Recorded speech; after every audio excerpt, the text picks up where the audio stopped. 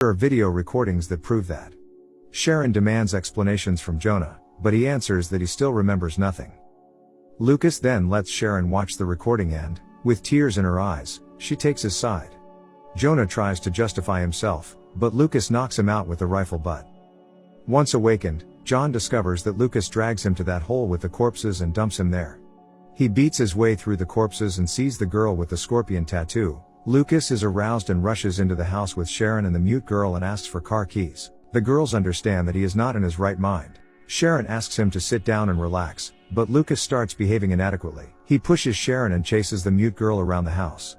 After catching her, Lucas aggressively tries to rape her. Sharon gets there in time to help and scares Lucas off with a gunshot. He jumps out of the window and runs to the forest. In the meantime, Jonah is having a rough time in the hole with the corpses. He has trouble breathing, but the Asian lady appears again and throws him a rope.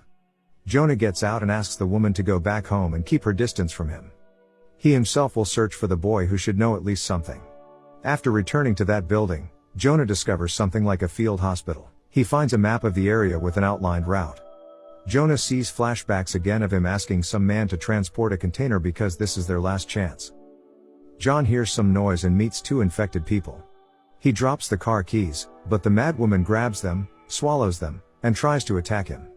Jonah is forced to kill her. We see him driving the car while the keys, covered in blood, hang from the ignition switch. Jonah encounters some people on the road. The boy is among them. His infected mother is tied up inside the car, whereas the boy's grandmother points a rifle at John and asks him not to bother them with the injections anymore. He tries to find out what he had done, but they drive away.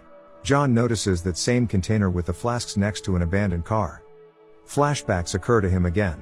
He remembers the creation of a virus that kills the human brain, whereas the life-saving vaccine is in those flasks, intended for the needs of an army.